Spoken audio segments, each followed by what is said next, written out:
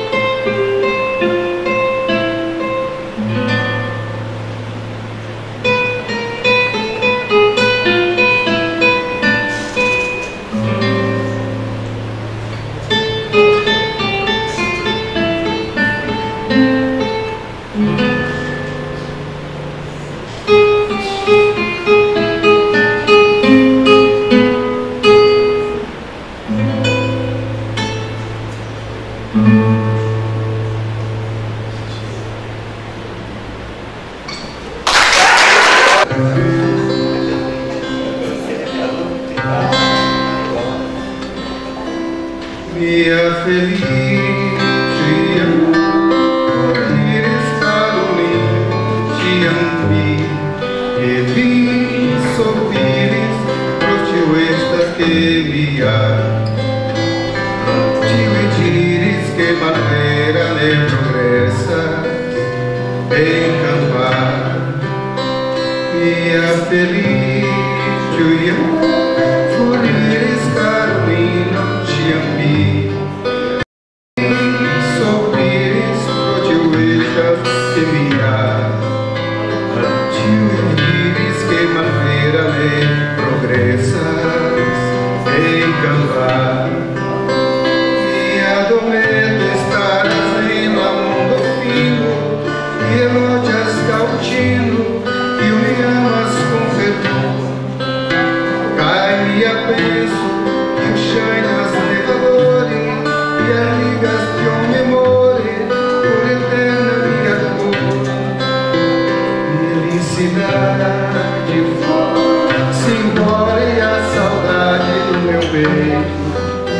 Ainda mora e é por isso que eu gosto lá de fora, porque sei que a falsidade não vigora. Felicidade foi-se embora e a saudade do meu peito ainda mora e é por isso que eu gosto lá de fora, porque sei que a falsidade não vigora. A minha casa fica lá de trás do mundo, onde eu vou em um segundo, quando começo a cantar. O pensamento parece uma coisa à toa, mas como é que a gente voa quando começa a pensar? Feliz, Flores, Carolino, te amei, e vi sorris, prostiu estas que me há. Tio e diz que madeira de progressas em campar. Minha dometa estarás em Lamundo fino, que elogias Galtino, que me amas com fervor. Cairia penso que o chanhas ne valori, que a ligas de um memori, por eterna liga. Minha feliz, Flores, Carolina, te amei, e vi sorrisos, prostiu que me há. Tio e diz que madeira ne progressas em campar.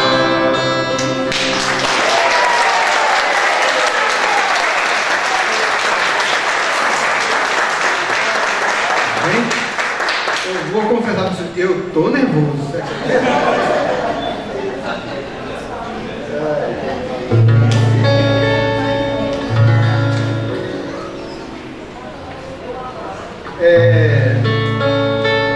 Essa música eu acho que muita gente conhece.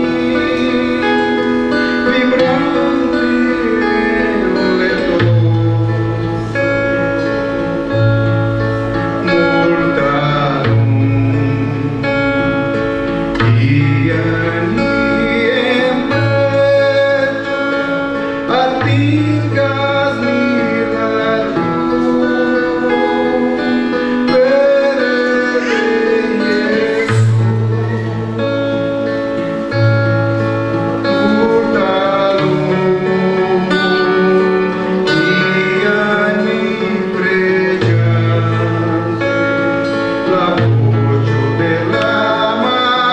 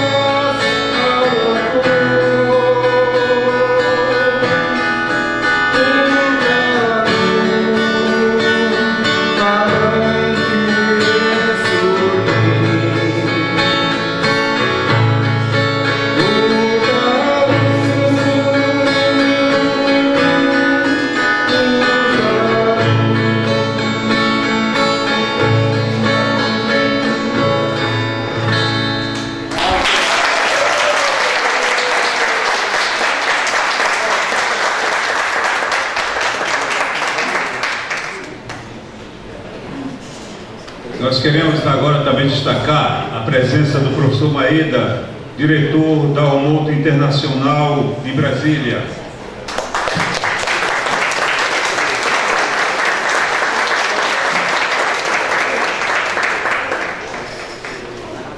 Vamos chamar o presidente da Liga Brasileira de Esperanto para fazer a palestra sobre o tema Esperanto e Maçonaria.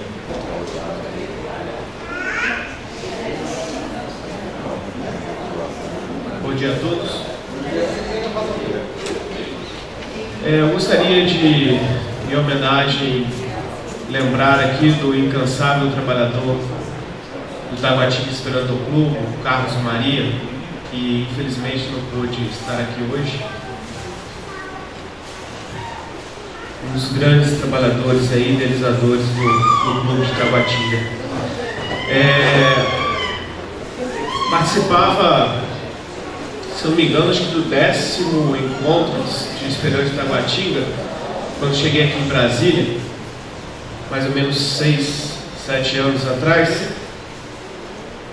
Acho que foi o primeiro encontro que participei, e de lá para cá acho que participei de quase todos. Me sinto à vontade aqui, depois de 6 anos participando desse grupo, vendo aqui a apresentação do grupo de Brasilândia, também aquela 2008, quando chegava aqui em Brasília, fiz pela primeira vez a visita lá à escola, participando de um encontro, mais ou menos no mês de setembro, outubro. E naquele momento eu estava retornando para o movimento esperantista, depois de alguns anos, meio afastado. E encontros como esse, como o encontro de Brasilândia, o encontro aqui de Taguatinga, que aconteceu em setembro, eles servem de uma força renovadora que faz com que você ganhe mais energia e continue. Então é um trabalho muito importante. Há mais ou menos um mês eu fiz uma palestra na loja Lázaro Luiz Zamenhof, quando completava 10 anos, semelhante a essa, mas com outra abordagem. Falei também sobre o Esperanto Maçonaria, mas falando muito mais sobre a vida de Zamenhof para os irmãos daquela loja. Hoje aqui o enfoque é um pouco diferente. Eu vou falar um pouco da maçonaria no meio esperantista, então vai ter uma abordagem diferente. Falar sobre o que é maçonaria, hoje em dia você descobre na internet, pesquisando na Wikipedia, em vários sites, você pode ver um pouco do que se trata. Por exemplo, esse artigo aqui da Wikipedia, onde fala um pouco do caráter universal, cujos membros cultivam o aclassismo, humanidade, princípios de liberdade, democracia, igualdade, fraternidade e aperfeiçoamento intelectual, sendo assim uma associação iniciática e filosófica. A maçonaria, portanto, é uma sociedade fraternal. Assim como no movimento esperantista, a maior parte de seus membros dentro do esperantismo se reconhece um outro como samideano, que no centro da ideia dessa palavra, traduz uma ideia muito semelhante, onde um maçom reconhece outro como irmão. Dentro do meio do esperantismo, um reconhece o outro como samideano, ou seja, membro de um grupo que tem o mesmo ideal. E aí podemos ver noções sobre que admite todo homem livre de bons costumes, sem distinção de raça, religião, ideário político, posição social. Um outro conceito pode ser encontrado também no site do Grande Oriente do Brasil, o qual já falou um pouco no início hoje o nosso irmão venerável mestre. Na primeira parte, nosso irmão Miranda. Então no site também você vê os conceitos sobre a liberdade dos indivíduos, quais são os princípios da maçonaria. Ele trabalha sempre na liberdade dos indivíduos, dos grupos humanos, sejam eles instituições, raças, nações, a igualdade de direitos e obrigações dos seres e grupos, sem distinguir a religião, raça ou nacionalidade, fraternidade de todos os homens, já que somos todos filhos do mesmo Criador. Portanto, humanos e, como consequência, a fraternidade entre todas as nações. Nos conceitos já dos princípios da maçonaria, nós começamos a perceber semelhanças com os ideais do Esperanto, né? Principalmente do romanismo. Agora uma pergunta fica, né? Às vezes as pessoas confundem um pouco e acham que, pensam que a maçonaria é uma religião. Não sei se todos têm esse conceito. Fica uma pergunta: a maçonaria é uma religião? Será que é uma religião? Na verdade, não. A maçonaria não é uma religião. É uma sociedade que tem por objetivo unir os homens entre si. União recíproca, no sentido mais amplo e elevado do termo. E nesse seu esforço de união dos homens, admite em seu seio pessoas de todos os credos religiosos, sem nenhuma distinção ou nacionalidade. E uma outra ideia que fica: será que a maçonaria é uma sociedade secreta? Tá? Todas essas informações estão no site do Grande Oriente do Brasil, onde qualquer um pode consultar. Ela não é considerada uma sociedade secreta pela simples razão de que a sua existência é amplamente conhecida. As autoridades de vários países lhe concedem personalidade jurídica. Seus fins são amplamente difundidos em dicionários, enciclopédias, livros de histórias, no próprio site do Grande Oriente do Brasil. O único segredo que existe, se não por meio do ingresso na instituição, são os meios para se conhecer os maçons entre si, em qualquer parte do mundo, e o modo de interpretar seus símbolos e ensinamentos neles contidos. E uma outra pergunta também é feita no meio esperantista: o Esperanto é uma religião? Mas o Esperanto não é uma religião? As pessoas que não conhecem fazem essa pergunta, né? Ah, isso é coisa de espírita, né? Ah, o Esperanto é língua de espírita. Na verdade, o Esperanto também não é uma religião. Ele é uma língua. Traz junto com si uma ideia. Era como se a gente pensasse que uma cadeira agora é católica, porque existem cadeiras dentro dos templos católicos, ou que todo tapete é muçulmano, né, pelo simples fato de ser usado numa mesquita. Pois é assim que aconteceu muitas vezes com o Esperanto, né? Se confundiu o instrumento com o usuário. Uma pessoa que fala Esperanto tem suas ideias e ideologias que lhe pertencem e não deve ser caracterizada como sendo do Esperanto. A própria ideia de uma comunicação sem imposições igualitária, que favorece uma convivência harmoniosa entre os seus falantes das mais diversas correntes, faz nascer um sentimento básico comum a qualquer esperantista: respeito à liberdade de opinião, à diversidade cultural, filosófica e à neutralidade intrínseca ao movimento esperantista. No Brasil é muito comum se confundir Esperanto com Espiritismo. Na verdade, é a mesma confusão que poderíamos fazer com qualquer outra religião. Vou dar alguns exemplos aqui, presente ele hoje. A Omoto. A Omoto, ela utiliza o Esperanto para difundir seus ideais no Japão e internacionalmente. Nem por isso eu digo que o Esperanto é coisas de omotanos. Claro que é também, mas o Esperanto é uma língua, um instrumento que pode ser utilizado por qualquer religião. Assim como é utilizado pela Igreja Católica, a revista Espero Católica é uma das revistas mais antigas do movimento esperantista. Ela é editada desde 1903. Eu trouxe aqui uma foto do exemplar de 1903 e uma aqui de 2013. Até hoje ela é publicada. Nem por isso eu digo que o Esperanto é coisa só de católico. Trouxe até algumas revistas aqui.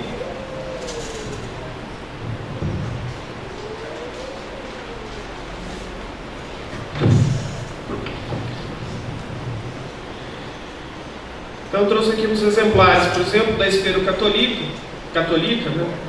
É para materializar a ideia. Alguns agora de 2014, ó, essa aqui é de 2014, número 46 de 2014.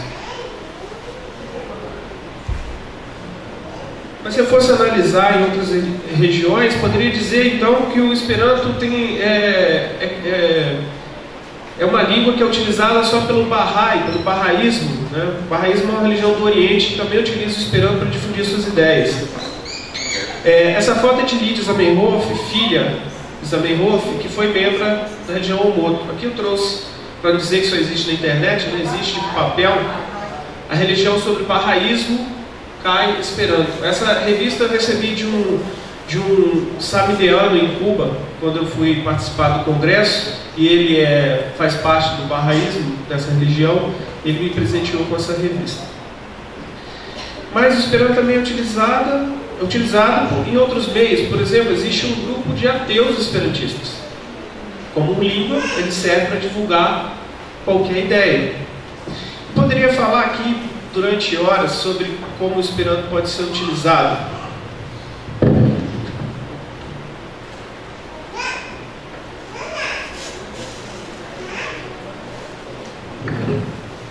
Essa é uma revista da China, El Popolo Latinio.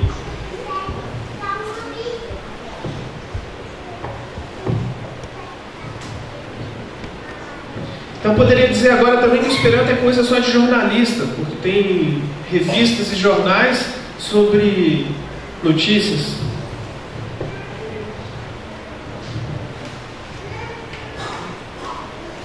Aqui um exemplar da Omoto, outra revista de notícias, a Monato, da Bélgica.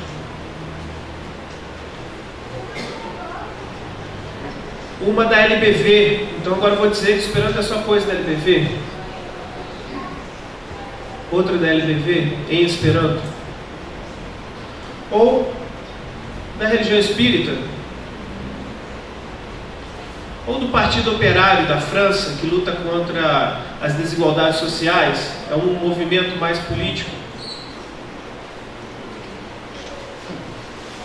Ou então agora eu vou dizer que o Esperanto é coisa de universitário, porque foi reconhecido na Universidade de Budapeste, e hoje você pode tirar um exame reconhecendo em toda a Europa, no quadro de referências de línguas, como língua como qualquer outra, né? Esse atestado aqui, um eu tirei em Cuba, o outro em Brasília, quando uma professora da Hungria veio acompanhar um grupo de alunos que queria se certificar, né? Assim como qualquer outra língua tem o mesmo valor na Europa, reconhecido pela Universidade de Budapeste, e é hoje ensinado, por exemplo, na UNB Idiomas. Está aqui o professor Josias, que dá aula na UNB Idiomas.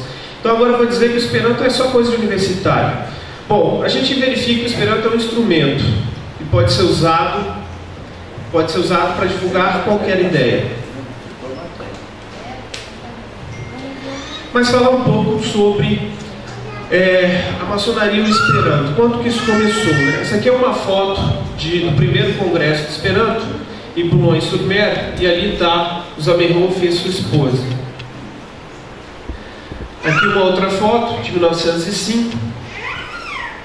E é aí que começa a relação da maçonaria com o Esperanto. Desde o início do Esperanto haviam associações maçônicas esperantistas. No Congresso Universal em Boulogne-sur-Mer, no primeiro congresso, a primeira associação maçônica foi fundada. Era um grupo chamado Espero Framassona. Esse grupo, em 1906, ele se tornou Esperanto Framassona. Isso aqui é um artigo que eu encontrei de uma revista belga, La Belga Sonorilo, de 1906, onde trazia uma notinha com propaganda desse grupo que se formava, né? Falava, em Bolonha, congresso convenita e framassona, tio nazia e fondes clubon espero framassona.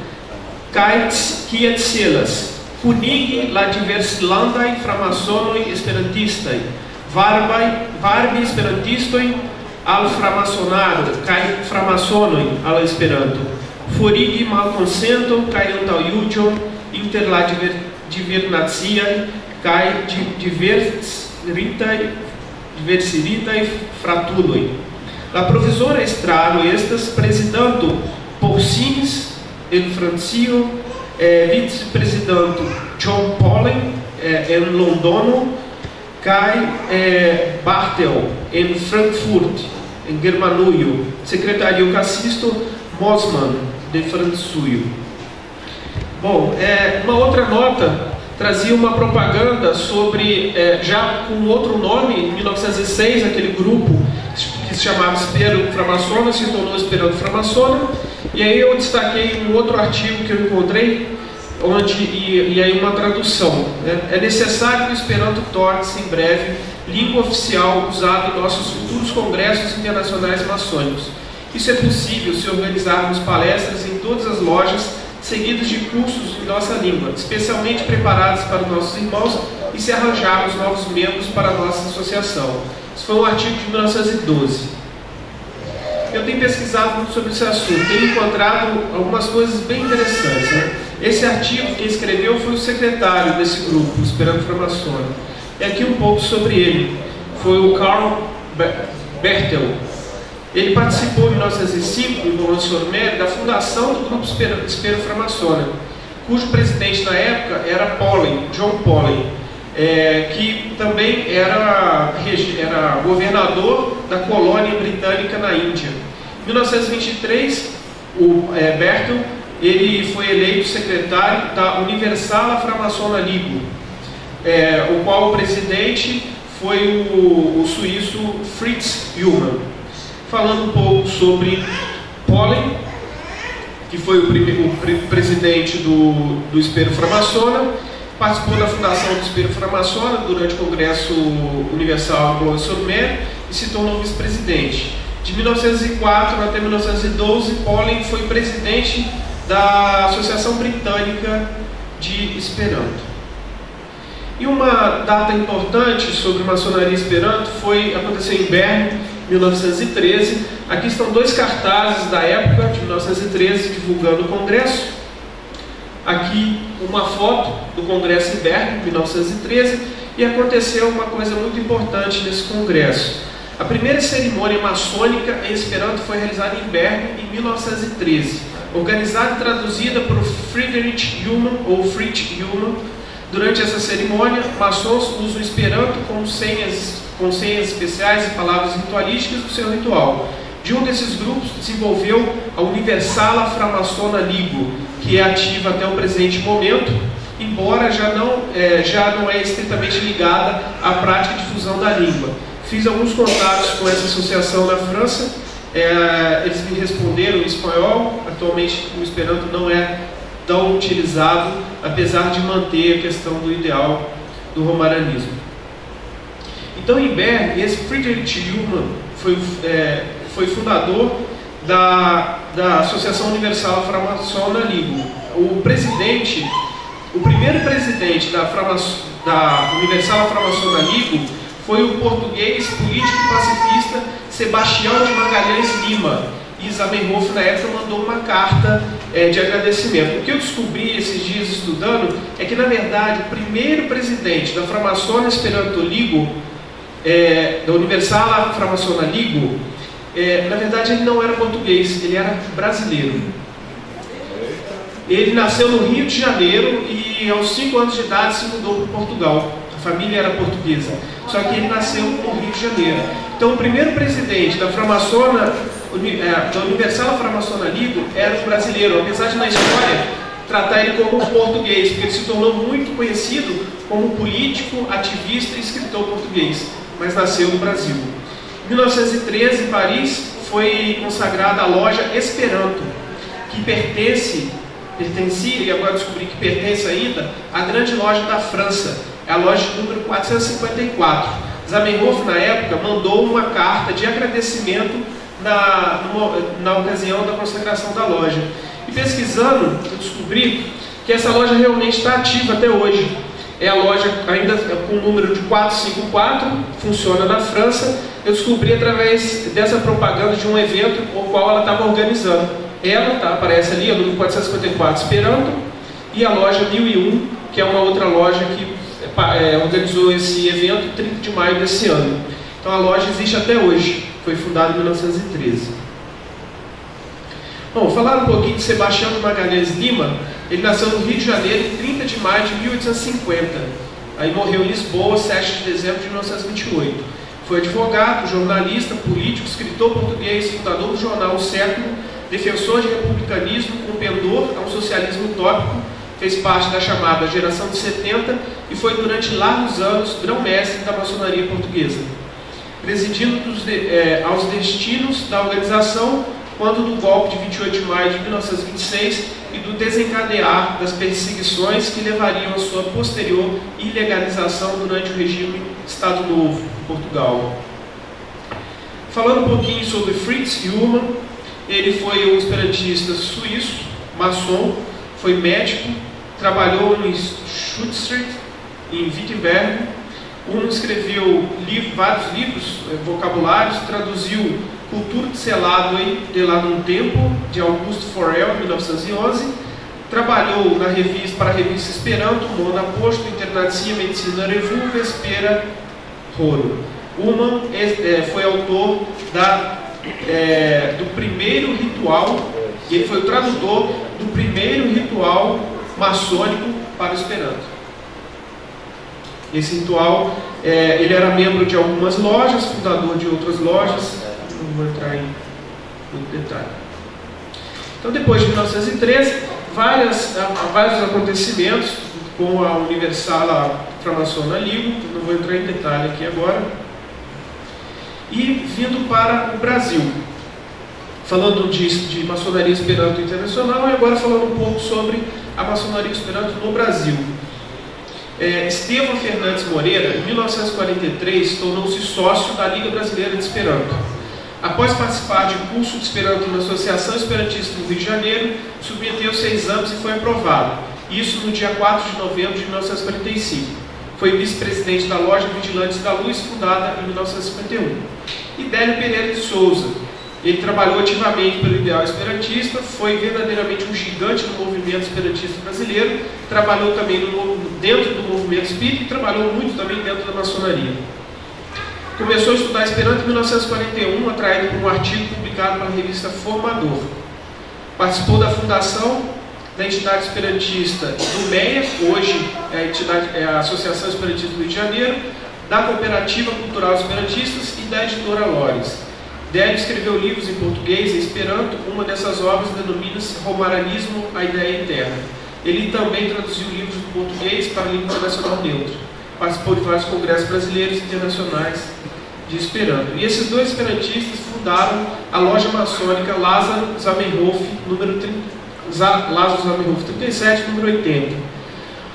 O tempo parece haver demonstrado que a língua universal é quase uma utopia, o que só não se afirma por inteiro em homenagem à minoria dos que a professam. Sem dúvida inspirados pela nobreza e elevação de propósitos, tal inspiração, entretanto, é a mesma que anima os trabalhadores e objetivos maçônicos. Justifica-se, portanto, todas as razões e méritos do patronato de Lázaro Zamenhof, humanista, que haverá de ser sempre lembrado, respeitado e homenageado, sobretudo para a repetição dos valores morais por ele adotado. Essa é uma loja que ainda existe no Rio de Janeiro, que foi fundada por Délio e por Estevão. Aqui o símbolo da loja, a gente pode ver ali a estrela verde. E aí eu liguei, tive contato com o venerável mestre, o Mário Dias de Mesquita, conversei com ele há uns meses atrás, ele me contou um pouco da história. 11 mestres maçons de várias lojas maçônicas, filiados à grande loja do Rio de Janeiro, na época Distrito Federal, identificados pelo entusiasmo que lhes despertava a proposta de adoção de uma língua universal como veículo de aproximação e entendimento entre os homens, resolveram fundar uma nova loja, por inspiração de um deles, o saudoso irmão Estevão Fernandes Moreira, que foi membro da Liga Brasileira de Esperanto. Outro dos fundadores, o irmão Délio Pereira de Souza, esperantista, lembrando a identidade entre os valores que o inspiraram, o criador do Esperanto e aqueles pregados pela maçonaria, sugeriu o nome de Lázaro Zamenhof para a loja maçônica que queriam fundar. E naquela época ficou assentado que a nova oficina teria entre seus objetivos também o estudo e a difusão do Esperanto proposta como língua da humanidade. Dessa loja, depois surgiu uma outra loja. Parece, pelo que o Mesquita me contou, parece que houve uma cisão, montaram uma outra loja também com o nome Lázaro Zamenhof, e ela ainda existe no Rio de Janeiro, ainda funciona. É a loja 1631, aqui uma foto que eu consigo deles. E falando sobre o Esperanto, um pouco da história da Lázaro Luiz Zamenhof aqui de Brasília, então a terceira loja com o nome de Zamenhof no Brasil, até então identificado, talvez hajam mais. Então, um pouco antes da criação, acho que surgiu esse artigo do Hélio Pereira Leite, que está aqui presente, fala sobre a declaração de reconhecimento do Esperanto como uma verdadeira língua internacional. Esse artigo pode ser encontrado no site formadoresdeopinião.com.br. Eu não vou me estender muito, vou colocar só o último parágrafo. Não há dúvida de que o Esperanto é a solução para o problema da comunicação entre os povos da Terra, por ser um idioma neutro, moderno, sonoro, regular, fonético, simples e de mais fácil aprendizagem. O Esperanto, em suma, reflete a esperança de um mundo mais justo e pacífico, plenamente de acordo com os fins supremos da maçonaria: liberdade, igualdade e fraternidade. Por iniciativa do Grande Oriente do Distrito Federal, foi inaugurada em agosto de 2004, no Núcleo Bandeirantes, a loja maçônica Lázaro Luiz Zamenhof. Para o grão-mestre, Dr. Hélio Pereira Leite, em 2 anos, tudo será preparado para os trabalhos aconteçam na língua internacional neutra. Os maçons da loja comprometem-se a aprender, ensinar, divulgar o Esperanto em seu meio social. A solenidade de inauguração foi abrilhantada pela palestra Vida e Obra de Zamenhof, proferida pelo Dr. Lício de Almeida Castro, que também está aqui presente, ex-presidente da Liga Brasileira de Esperanto. Em acréscimo, o presidente da União Planetária, Dr. Ulisses Riedel, enfatizou a democracia linguística e a preservação das culturas como vantagem da adoção do Esperanto como segunda língua dos diferentes povos, favorecendo a maior solidariedade. A Liga Brasileira de Esperanto, pelo seu vice-presidente, bem como a Associação Brasileira de Esperanto, pelo seu presidente, fizeram-se representar. O evento atesta a importância da solução linguística neutra para o desafio das línguas, barreira com que se defrontam as entidades com representação mundial. A loja Lázaro Luiz Zamenhof tem um site também, que é esse, é a sigla llz3600.com.br. O irmão Miranda já falou um pouco sobre a loja, não vamos repetir. É importante enfatizar que existem vários ritos praticados no Brasil, dentro do Grande Oriente do Brasil, dentro do GOB. Essa informação também está no site do GOB. Hoje são 7 ritos, entre eles está o rito Schrader, oriundo da Alemanha, o qual a loja Lázaro Luiz Zamenhof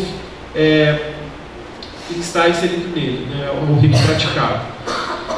Rapidamente falando sobre Friedrich Ludwig Schrader, ele nasceu em 3 de novembro de 1744 e morreu em 3 de setembro de 1816. Ele foi um ator alemão, diretor de teatro e dramaturgo. Fazendo uma pesquisa, curiosidade, algumas coincidências em relação à vida de Zamenhof. O Schrader ele foi introdutor do Shakespeare no teatro alemão. Zamenhof, após a elaboração de toda a estrutura da língua, com suas particularidades de vocabulário e regras gramaticais, resolveu colocar sua língua à prova e pôs-se a traduzir Hamlet de Shakespeare. Foi o primeiro livro que ele traduziu. Aqueles que já tiveram a oportunidade de conhecer o Petersburgo, em seguida para Moscou, Varsóvia, de 1781 a 85, membro do Teatro Imperial de Viena. Zamenhof também passou por essas cidades, tá? Ele passou por Varsóvia, estudou em Varsóvia, depois em Moscou e depois foi estudar especialidade em Viena. Tiveram cidades semelhantes. Humanismo. Dentro do humanismo existem várias vertentes, algumas até agnósticas. Existe uma vertente chamada humanismo universalista, que possui como os principais valores o de ser internacionalista. Aspira a uma nação humana universal, porém não quer um mundo uniforme, mas sim um mundo múltiplo de etnias, línguas e costumes, múltiplos nas crenças, no ateísmo, na religiosidade. O humanismo universalista não quer dirigentes nem chefes, nem ninguém que se sinta representante de nada. Outro valor de subimportância pertence ao humanismo universalista, é a de não violência ativa como meio de atuação no mundo. Essa é uma das linhas do humanismo, para destacar. É bem recente essa linha do humanismo, só que o Zamenhof já falava de um outro tipo de humanismo que ele classificou como romanismo. Então, em síntese, ele defende que a humanidade é uma família. Princípio da maçonaria. Nossos atos são regidos por este ideal. Não julguemos os homens por sua raça, mas por suas boas como as ações. Outro princípio da maçonaria. As nações não pertencem a este ou aquele núcleo humano, mas a todos os habitantes. Não procuremos impor aos homens nem a nossa língua, nem a nossa crença. O homem está antes de tudo e acima de tudo. O patriotismo não deve degenerar em patriotice. A língua não é um fim, só um meio. Como os que conhecem nosso idioma, usemos uma língua neutra. Desconhecem nosso idioma. A religião não deve herdar-se dos pais, deve adotar-se livremente com plena consciência. Homens livres. Sejamos tolerantes e compreensivos para com aqueles que não têm os mesmos ideais que nós. É a tolerância. Cultivemos sentimentos fraternais com os nossos semelhantes. No próprio hino de Zamenhof já se verificavam lá, espero,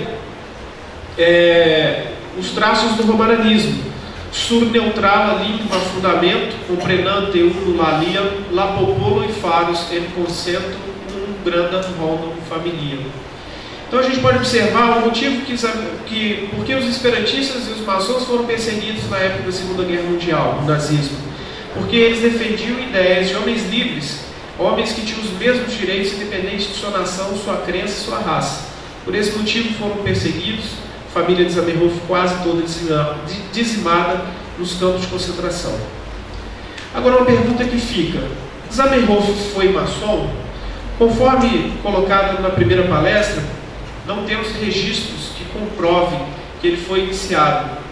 Mas uma resposta satisfatória para essa pergunta encontra-se no estudo da filateria e maçonaria, publicado pelo Le Monde de Philatélite, de abril de 1991. O autor escreveu: às vezes é difícil dividir verdadeiros de falsos maçons, devido a qualidades especiais de não iniciados, como Henri Dunant, fundador da Cruz Vermelha, Baden-Powell, criador do escotismo, e Zamenhof, autor de Esperanto, eles são chamados, às vezes, de maçons sem avental, em Esperanto, framaçono sem antaltuco. Mas o Esperanto é uma utopia ou uma realidade? Quem se lembra dessa foto? Acho que muitos estavam presentes nessa foto. Essa foto foi de um congresso brasileiro realizado aqui em Taguatinga, que tinham não só pessoas de todo o Brasil, como alguns estrangeiros, da Bósnia, Polônia e alguns países. Bom, para mim o Esperanto não é uma utopia, para mim o Esperanto é uma realidade. Aqui são os congressos realizados, congressos universais. Em 2010 foi um congresso que ocorreu em Cuba, com o qual participei. 2014 agora Buenos Aires, só como exemplo, que ocorreu no mês de julho. E em 2015 vai ser o 100º Congresso de Esperanto, que vai ocorrer em Lille, na França, próximo a Boulogne-sur-Mer. Já dentro da programação, inclusive, terão grupos que visitarão Boulogne-sur-Mer. Por que não Boulogne-sur-Mer hoje, né? Boulogne-sur-Mer é uma região muito pequena na França, que na época tinha estrutura para receber aquele congresso e hoje não suporta mais o volume de pessoas que participam dos congressos. Por isso vai ser em Lille. Bom, em 2010 eu participei do meu primeiro congresso universal de Esperanto. Durante 10 dias ficamos lá conversando com pessoas de 60, 70, talvez 80 países diferentes, falando uma única língua. Bom, isso é um exemplo prático, né, de como se pode usar o Esperanto. Essa aqui é uma outra foto que eu tirei, onde tinham pessoas de vários países conversando. Esse senhor de chapéu, se não me engano, é finlandês, um outro japonês, tem uma cubana e acho que um outro país ele representado, né? Um exemplo de como funciona o Esperanto na prática.